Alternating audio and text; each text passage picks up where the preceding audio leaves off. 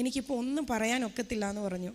അങ്ങനെ സർജറി കഴിഞ്ഞു. സർജറി എന്ന് പറഞ്ഞാൽ റൈറ്റ് ടെമ്പോറൽ ലോബ്, ബ്രെയിൻ ഒരുപാട് ലോബ്സ് ഉണ്ട്, അതിൽ right temporal lobe completely remove ചെയ്ത ആളാണ് ഈ നിൽക്കുന്നത്, യാതൊരു കുഴപ്പവും ഇല്ലാതെ.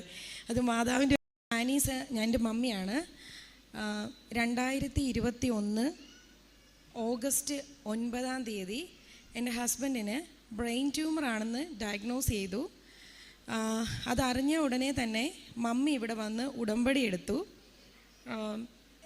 ഇത് അറിയുന്നത് ആൾക്ക് ഒരു സിംറ്റംസും ഒന്നും ഇല്ലായിരുന്നു. ഞങ്ങൾ ഓസ്ട്രേലിയയിലാണ്. അപ്പം എനിക്ക് മേലാതായിട്ട് ഞാൻ GP കാണാനായിട്ട്, അവിടുത്തെ ഡോക്ടറെ കാണാനായിട്ട് ആശുപത്രിയിൽ ക്ലിനിക്കിൽ പോയി. അപ്പോൾ എൻ്റെ കാര്യം ഇങ്ങനെ സംസാരിച്ചുകൊണ്ടിരിക്കുന്നതിൻ്റെ ഇടയിൽ പുള്ളി പെട്ടെന്ന് സംസാരം നിന്നു. ചേട്ടയുടെ കണ്ണിങ്ങനെ മൂവ് ചെയ്യുന്നുണ്ടായിരുന്നു. അപ്പം നമുക്ക് ഇതെന്താ സംഭവിക്കുന്നതെന്ന് മനസ്സിലായില്ല. അപ്പം ഞാൻ പറഞ്ഞു, പപ്പായ്ക്ക് ഇതുപോലൊരു വിഷമം ഉണ്ടായിട്ടുണ്ട് പണ്ട്, അപ്പം നമുക്കെന്നാൽ ഒന്ന് ടെസ്റ്റ് ചെയ്തേക്കാമെന്ന് പറഞ്ഞു. അപ്പോൾ ഡോക്ടർ പറഞ്ഞു നമുക്കെന്നാൽ ഒരു CT ചെയ്യാമെന്ന് പറഞ്ഞു. ഞാൻ പറഞ്ഞു വേണ്ട, നമുക്ക് MRI ചെയ്യാം, എന്തെങ്കിലും ഉണ്ടെങ്കിൽ എല്ലാ കാര്യങ്ങളും ഡീറ്റെയിൽഡായിട്ട് അതിലറിയാമല്ലോ എന്ന് പറഞ്ഞു. അങ്ങനെ ഞങ്ങൾ ജൂലൈ 31, 2021 MRI ചെയ്തു. നമുക്ക് തൊട്ട് പിറ്റേ ദിവസം നമ്മളോട് MRI കോൺട്രാസ്റ്റ് റിപ്പീറ്റ് ചെയ്യാൻ പറഞ്ഞു. ഡൈ ഇഞ്ചെക്റ്റ് ചെയ്ത് അതിനെ വിളിച്ചു. അത് കഴിഞ്ഞ് അതിൻ്റെ പിറ്റേ ദിവസം തന്നെ റിസൾട്ട് അവർ ഞങ്ങളുടെ GP കോൺടാക്റ്റ് ചെയ്യാൻ നോക്കി. പക്ഷേ GP അവേ ആയിരുന്നുകൊണ്ട് നമുക്ക് റിസൾട്ട് കിട്ടിയില്ല. അങ്ങനെ 2021 ഓഗസ്റ്റ് 9 ഞങ്ങൾ വീണ്ടും GP കാണാൻ ചെന്ന്, അത് എൻ്റെ റിവ്യൂവിന് ചെന്നതാണ്. അപ്പോൾ പറഞ്ഞു അനുവിന് കുഴപ്പമൊന്നുമില്ല, പക്ഷേ I am worried for Manish. അപ്പം ഞാൻ അങ്ങോട്ട് ചോദിച്ചു ട്യൂമർ ആണോ എന്ന് ചോദിച്ചു. അതേന്ന് പറഞ്ഞു. നമുക്ക് ആദ്യം വളരെ ബ്ലാങ്കായി പോയി. പക്ഷേ ഞങ്ങൾ രണ്ടുപേരും ഇങ്ങനെ പരസ്പരം പറഞ്ഞു ഈശോ ഒരിക്കലും കൈവിടത്തില്ല. ചേട്ടായി എപ്പോഴും പറയും നമ്മളെപ്പോഴും ദൈവത്തോട് നന്ദിയുള്ളവരായിരിക്കണം. അപ്പം ഞങ്ങൾക്കിത് വന്നു എന്ന് ഞങ്ങൾ ഒരിക്കൽ പോലും പറഞ്ഞില്ല. ഈശോയെ നീ ഇതിലൂടെ കടത്തി വിടണേ, മാതാവേ ഞങ്ങളുടെ കൈ പിടിക്കണമെന്ന് മാത്രമേ പ്രാർത്ഥിച്ചുള്ളൂ. അങ്ങനെ മമ്മി ഇവിടെ വന്ന് ഉടമ്പടി എടുത്തു. ഞങ്ങൾ 2021 ഓഗസ്റ്റ് 10 ഞങ്ങൾ സർജനെ കണ്ടു. അത് ഞങ്ങൾ ഓസ്ട്രേലിയയിൽ ചെന്ന സമയത്ത് അവിടെ നമുക്ക് മെഡിക്കെയർ എല്ലാം ഫ്രീ ആണ്. പക്ഷേ ഞങ്ങളുടെ ഒരു ഫ്രണ്ട് ഞങ്ങളെ നിർബന്ധിപ്പിച്ച് പ്രൈവറ്റ് ഇൻഷുറൻസ് എടുപ്പിച്ചു. അതുകൊണ്ട് നമുക്ക് ഏറ്റവും ബെസ്റ്റ് സർജനെ നമുക്ക് ചൂസ് ചെയ്യാൻ പറ്റി. അപ്പം നമ്മുടെ ജീവിതത്തിൽ ഒരു കാര്യം സംഭവിക്കണമായിരുന്നു, അതിന് ഈശോയും മാതാവും ഞങ്ങൾ ഒരുക്കി, ഞങ്ങൾ പോലും അറിയാതെ ഞങ്ങൾ ഒരുക്കി. അങ്ങനെ ഞങ്ങൾ ഡോക്ടറുടെ ഓഫീസിൽ ചെന്നു. അവർ തിയേറ്റർ ബുക്ക് ചെയ്യുവാണ് ഞങ്ങളവിടെ ചെന്നപ്പം. അങ്ങനെ ഈ മാസ് 6.5 സെൻറ്റിമീറ്റർ ഉള്ള മാസമായിരുന്നു. ഒരു സിംറ്റം ഇല്ല, 6.5 സെൻറ്റിമീറ്റർ, ഇങ്ങനെ ആക്സിഡൻ്റൽ ഫൈൻഡിങ്. അങ്ങനെ സർജറി കഴിഞ്ഞു. സർജറി 8 മണിക്കൂർ സർജറി. കോവിഡിൻ്റെ പീക്ക് ടൈം, ആർക്കും നിൽക്കാൻ പറ്റില്ല. പക്ഷേ ഈശോയും മാതാവും ഞങ്ങളെ അതിലൂടെ കൈപിടിച്ച് നടത്തി. സർജറി കഴിഞ്ഞ് അന്ന് ഡോക്ടർ വിളിച്ചിട്ട് എന്നോട് പറഞ്ഞു 14 മണിക്കൂർ സർജറി, 8 മണിക്കൂർ സർജറി എന്ന് പറഞ്ഞാൽ 14 മണിക്കൂർ സർജറി. എന്നോട് പറഞ്ഞു അനു എനിക്ക് എടുക്കാൻ പറ്റിയ ഭാഗം അഗ്രസീവ് അല്ല, പക്ഷേ എനിക്കൊരു 1.5 സെൻറ്റിമീറ്റർ എടുക്കാൻ ഒത്തില്ല, അത് അവിടെ തന്നെ ഇരിക്കുക, അത് വളരെ അഗ്രസീവാണ്, എനിക്കിപ്പോൾ ഒന്നും പറയാനൊക്കത്തില്ല എന്ന് പറഞ്ഞു. അങ്ങനെ സർജറി കഴിഞ്ഞു. സർജറി എന്ന് പറഞ്ഞാൽ റൈറ്റ് ടെമ്പോറൽ ലോബ്, ബ്രെയിൻ ഒരുപാട് ലോബ്സ് ഉണ്ട്, അതിൽ right temporal lobe completely remove ചെയ്ത ആളാണ് ഈ നിൽക്കുന്നത്, യാതൊരു കുഴപ്പവും ഇല്ലാതെ. അത് മാതാവിൻ്റെ ഒരു അനുഗ്രഹമാണ്. അങ്ങനെ സർജറി കഴിഞ്ഞു. റിമൈനിങ് പോർഷൻ ഒരു 1.5 സെൻറ്റിമീറ്റർ അവിടെ ഇരുന്നു. അതെടുക്കാൻ ഡോക്ടർ നോക്കി എന്നോട് പറഞ്ഞു മനീഷിനൊരു സ്ട്രോക്ക് വന്നു, അതുകൊണ്ട് എനിക്ക് ഫുൾ എടുത്തില്ല, ഞാനത് അവിടെ വെച്ച് അവസാനിപ്പിച്ചു എന്ന് പറഞ്ഞു. അങ്ങനെ പിറ്റേ ദിവസം ഞാൻ ആളെ കണ്ടു. സ്ട്രോക്ക് വന്നയാളാണ്, പക്ഷേ യാതൊരുവിധ ക്ലിനിക്കൽ ഫീച്ചേഴ്സും ഇല്ല ആൾക്ക്. ആൾ കംപ്ലീറ്റ്ലി ഓക്കെ ആയിട്ടിരിപ്പുണ്ട്. വിഷൻ കുറച്ച് പ്രോബ്ലം വന്നു. അങ്ങനെ മമ്മി വീണ്ടും വന്ന് കൃപാസനത്തിൽ രണ്ടാമത് വീണ്ടും വന്നു. അത് അങ്ങനെ സർജറി കഴിഞ്ഞു. ആൾ പതിയെ റിക്കവറായി. നമ്മൾ വീട്ടിൽ വന്നു. ഇപ്പോൾ ബയോപ്സിയുടെ റിപ്പോർട്ട് ഒരാഴ്ച കഴിഞ്ഞിട്ടാണ് കിട്ടിയപ്പോൾ പറഞ്ഞു ഇത് ഗ്രേഡ് 3 ഡിഫ്യൂസ്ഡ് ആസ്ട്രോസൈറ്റോമ എന്ന് പറഞ്ഞ ബ്രെയിൻ ട്യൂമറാണ്, ഒരു അഗ്രസീവ് ട്യൂമർ. നമുക്കൊരു 30 റേഡിയോ തെറാപ്പിയും 30 കീമോതെറാപ്പി എടുക്കണമെന്ന് പറഞ്ഞു. അങ്ങനെ ഞങ്ങൾ ആരുമില്ല, പപ്പായ്ക്കും മമ്മിക്കും വിസ വെച്ചു, അത് റിജക്റ്റായി. ഞാൻ ഈ കുഞ്ഞിന് അന്ന് 2 വയസ്സ്, എന്ത് ചെയ്യണം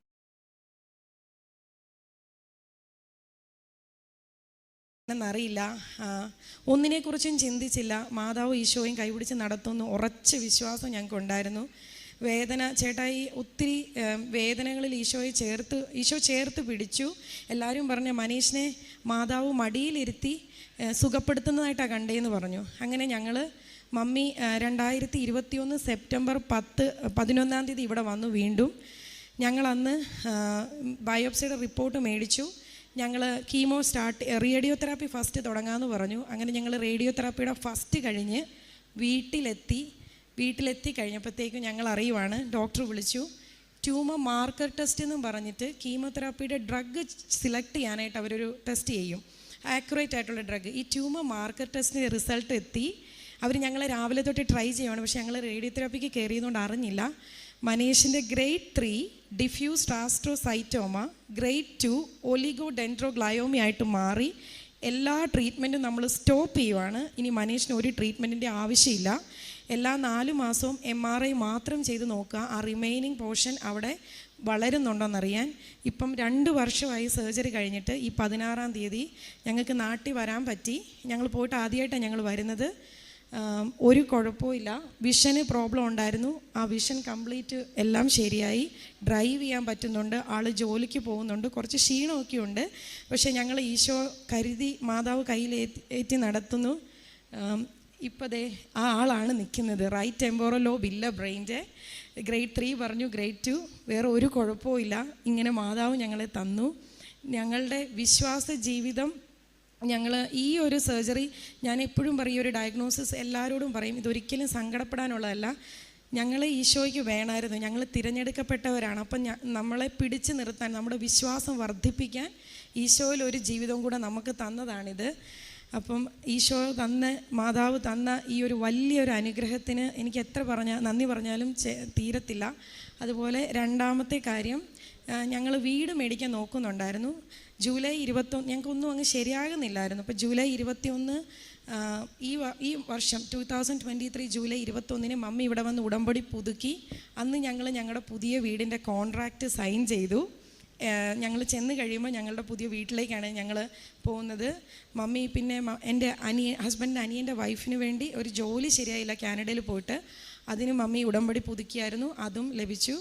അപ്പം ഈശോയും മാതാവും കൂടെ ഉണ്ടെങ്കിൽ, നമ്മുടെ വിശ്വാസം പരീക്ഷിക്കപ്പെട്ടെങ്കിൽ പോലും നമ്മുടെ വിശ്വാസം നമ്മൾ മുറുകെ പിടിച്ചാൽ എത്ര വലിയ ഗ്രേഡ് 3യും എത്ര വലിയ അസുഖങ്ങളും മാറ്റും. നമ്മുടെ വിശ്വാസം നമ്മളെ ശക്തിപ്പെടുത്തും. മാതാവ് അത്ഭുതം ചെയ്യും. അതാണ് ഈ ജീവിക്കുന്ന അത്ഭുതമാണ് ഈ നിൽക്കുന്നത്. ഈശോയെ നന്ദി, ഈശോയെ സ്തുതി. ഒരു വിശ്വാസത്തിൻ്റെ സാക്ഷിയായിട്ട് ഒരു കുടുംബം പരിശുദ്ധ അമ്മയ്ക്ക് ഇവിടെ നന്ദി പറയാൻ വന്ന് നിൽക്കുമ്പോൾ, ബൈ പ്രൊഫഷൻ ഒരു നേഴ്സ് ആയതുകൊണ്ട് തന്നെ ഇതിൻ്റെ കാര്യങ്ങളൊക്കെ വ്യക്തമായിട്ട് പറയാനായിട്ട് നമ്മൾക്ക് സാധിച്ചിട്ടുണ്ട്. അവസാനം കൺക്ലൂഡ് ചെയ്തത് തന്നെയാണ്, ഈ വിശ്വാസം ടെസ്റ്റ് ചെയ്യപ്പെടുമെന്നുള്ളത് നമുക്ക് പുതിയ കാര്യമല്ല. ബൈബിളിലുടനീളം അത് പരിശുദ്ധ അമ്മയുടെ കാര്യത്തിലാണെങ്കിലും വിശുദ്ധരുടെ ജീവിതത്തിലാണെങ്കിലും വിശ്വാസം എപ്പോഴും ശോധന ചെയ്തുകൊണ്ടിരിക്കണം. അപ്പോൾ നമുക്ക് സ്ഥിരതയുള്ളൊരു വിശ്വാസം ഉണ്ടാവണമെന്ന് കർത്താവ് വചനത്തിലൂടെ തന്നെ സാക്ഷ്യപ്പെടുന്നു. നേരെ പ്രത്യേകിച്ച് ഇവരുടെ ഈ സാക്ഷ്യത്തിൽ ഏറ്റവും മനോഹരമായിട്ടുള്ളത്, ഇവരെ അവിടെ കാര്യങ്ങളൊക്കെ ഇങ്ങനെ പല ഘട്ടങ്ങളിലൂടെ കടന്നു പോകുമ്പോൾ ഇവിടെ ഒരു അമ്മ ഇവിടെ അതുപോലെ തന്നെ എല്ലാ ഉടമ്പടിയും നിയോഗമെടുത്ത് ഇവരോടൊപ്പം അക്കമ്പനിമെൻറ്റ് ചെയ്യണുണ്ട്. ഈ ഏറെ പ്രത്യേകിച്ച് വിദേശത്തൊക്കെ ഉള്ള മക്കളുള്ള ഒരുപാട് അമ്മമാർ ഇവിടെ വന്ന് ഒരു അക്കമ്പനിമെൻറ്റ് പ്രാർത്ഥനയിലൂടെ ഭയങ്കര സാധ്യമാണെന്നുള്ളൊരു വലിയൊരു സാക്ഷ്യം ഇതിനകത്തുണ്ട്. അപ്പം പരീക്ഷ എഴുതുന്ന മക്കൾക്ക് വേണ്ടി ഇവിടെ നിന്ന് പ്രാർത്ഥിക്കുന്നവരുണ്ട്, സർജറിയുടെ. അപ്പം പുറത്തുള്ളവർ, അപ്പം നമ്മുടെ ഈ പ്രാർത്ഥനയ്ക്ക് കാലത്തിനും സമയത്തിനും അതീതമാണെന്നുള്ള കാര്യം നമുക്കൊരു സംശയമില്ല. കാരണം നമ്മൾ ശുദ്ധീകരണ സ്ഥലത്ത് ആത്മാക്കൾക്കും മരിച്ച വിശ്വാസികൾക്കും വേണ്ടി പ്രാർത്ഥിക്കുന്ന ആൾക്കാരാണ്. അപ്പം നമ്മുടെ പ്രാർത്ഥനയ്ക്ക് കാലമോ ഭാവമോ ഒന്നും ഒരു വിഷയമല്ല. അത് തന്നെയാണ് ഇവിടെയും. അതിന് എഫക്റ്റ് ഉണ്ടെന്നുള്ള കാര്യം തന്നെ വളരെ വ്യക്തമാണ്. ഇവിടെ ഉടമ്പടി പുതുക്കുന്ന സമയത്തും നിയമം വെക്കുന്ന സമയത്തും അതിനേക്കാളും ഒക്കെ ഇതിങ്ങനെ ഒരു അക്കമ്പനിമെൻ്റ് അമ്മ ഇവിടുന്ന് നടത്തണുണ്ട്, അതിന് ഫലം കാണുന്നുമുണ്ട്. പിന്നെ ഏറ്റവും അവസാനം ഇവർ തന്നെ ഏറെ പ്രത്യേകിച്ച് മനീഷ് എന്ന് പറയുന്ന ആൾ പറയണുണ്ടല്ലോ, ഈ അമ്മ ഈ തന്നിട്ടുണ്ട്, ഇതിലൂടെ കടന്നു പോകാനായിട്ടുള്ള ബലവും തരും.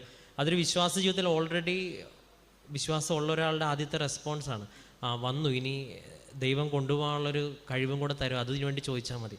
അവസാനം കൺക്ലൂഡ് ചെയ്യുമ്പോൾ ഏറ്റവും മനോഹരമായിട്ട് പറയാനുണ്ട്, ദൈവം നമ്മുടെ വിശ്വാസത്തൊക്കെ ഇങ്ങനെ ഇടയ്ക്ക് ഒന്ന് പരീക്ഷിക്കും, പക്ഷെ ദൈവത്തിനോട് ചേർന്ന് നിൽക്കുക, ക്ലിങ് അൺ ടു ഹിം എന്നൊക്കെ പറയുന്ന പോലെ ദൈവത്തോട് കൂടെ ചേർത്ത് പിടിക്കാനായിട്ടുള്ളൊരു അവസരം മാത്രമാക്കി ഇതിനെ മാറ്റുക, ദൈവത്തിന് സംസാരിക്കാനുള്ളത് കേൾക്കുക, ജീവിതം നവീകരിക്കുക. അങ്ങനെ ഒരു കുടുംബം മുഴുവൻ സാക്ഷിയായിട്ട് അല്ലെങ്കിൽ മകനുമായിട്ട് വന്ന് സാക്ഷ്യം പറയുമ്പോൾ നമ്മുടെ വിശ്വാസ ജീവിതത്തിൽ ഇതുപോലെ ദൈവത്തിനോട് കൂടുതൽ ചേർന്ന് നിൽക്കുവാൻ പ്രചോദിപ്പിക്കുന്ന തരത്തിൽ ദൈവാനുഭവം നൽകണമെന്ന് നമുക്ക് പ്രാർത്ഥിക്കാം. ഒപ്പം ഈ കുടുംബത്തിന് ദൈവം നൽകിയ ഏറ്റവും വലിയ അനുഗ്രഹത്തിനെ ഓർത്ത് നന്ദി പറഞ്ഞ് നമുക്ക് നിറഞ്ഞ കരങ്ങളടിച്ച് ദൈവത്തിൻ്റെ നാമം മഹത്വപ്പെടുത്താം. അത്യപൂർവ ദൈവാനുഭവങ്ങൾ ഇനി നിങ്ങൾക്കും സ്വന്തം.